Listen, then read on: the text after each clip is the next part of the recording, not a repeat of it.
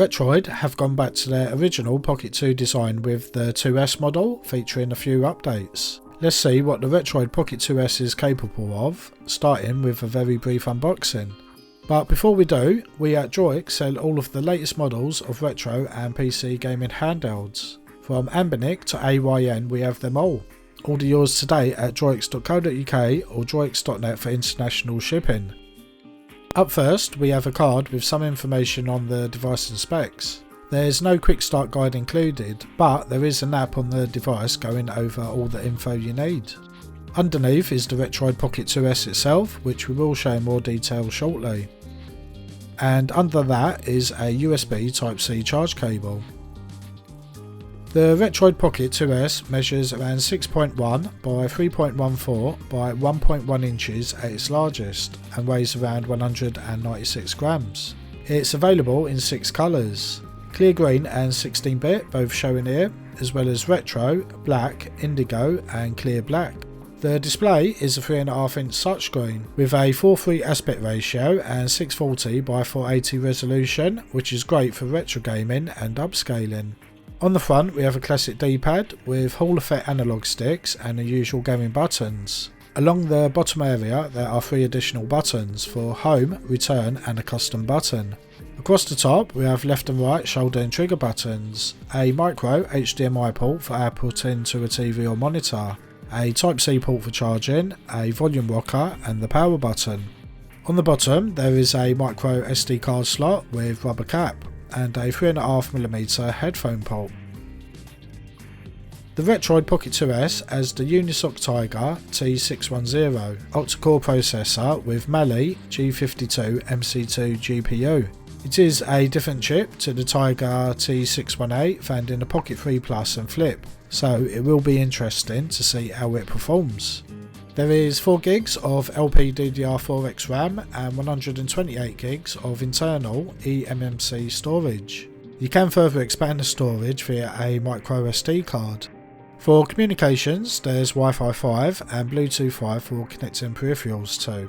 It has a 4000 mAh battery, which in our tests running Antutu on a loop got us around 5 hours 39 minutes battery life. In our temperature test we got around 46 degrees C whilst running Antutu on a benchmark. The device is passively cooled, so there's no fan inside. The Pocket 2S runs on Android 11, which most of these handhelds usually run on. The RG405E has set the trend though, with Android 12. The now familiar startup wizard greets you when first booting up and will go through a few setup steps such as connecting to Wi-Fi and if you want the Google Play Store installed. You can also choose which apps and emulators you want to install for you. It's a decent wizard and gives you the choice of a clean or partial setup. You have a choice of using the standard Android menu or the Retroid launcher, which does require some setting up to use. You can scan your storage for any games you have added and it will sort them into appropriate consoles and download the images, etc. You also have the overlay software, which is very good. From here you can quickly and easily change various settings, take screenshots, record video and even live stream. You also have the very good screen mapping software where you can map the game controls to on-screen controls. Top marks here for Retroid and the Android setup. We start the benchmarks with 3D Mark. It tests the CPU and GPU working together for its performance.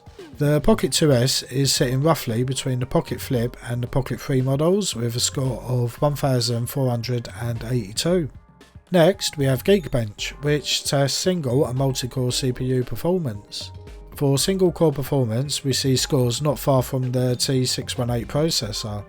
However, in multi-core performance we can see a higher performance difference between the two chips. And last but not least, we have Antutu, which performs your more day-to-day usage tasks from web browsing, UI performance and media playing. We see great scores for the Retroid Pocket 2S, even beating the Retroid Pocket Flip. I'm not sure what made the difference here, maybe the faster RAM speed, but it definitely helped. So we know that the overall performance is a little lower than the Tiger T618 models, but this won't affect emulation performance so much up past the usual PlayStation 1 and Dreamcast era. We tried a bunch of PS1 and Dreamcast games and had no issues. Everything was full frames and blue skies.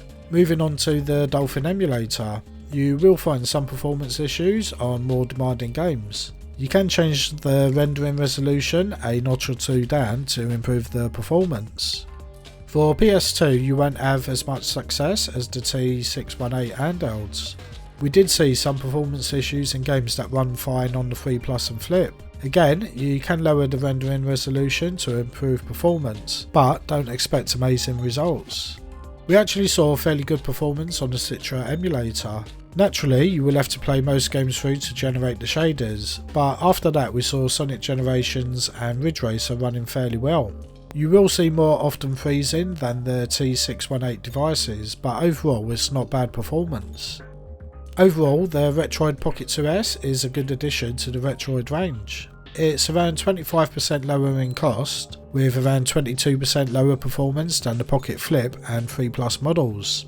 It is decent value for money in terms of price versus performance. Essentially, you are missing out on some of the higher demanding emulators which even the T618 processors were not perfect with. We like the form factor of the Pocket 2S.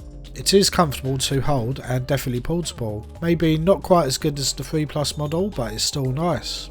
Having a newer version of Android as well as the Retroid software is good to have, so no complaints there. The Retroid Pocket 2S is definitely worth considering if you are on a budget and not that fussed about the emulators after PlayStation 1 and Dreamcast era. You can purchase the Retroid Pocket 2S from us at DROIX.co.uk and DROIX.net for international shipping.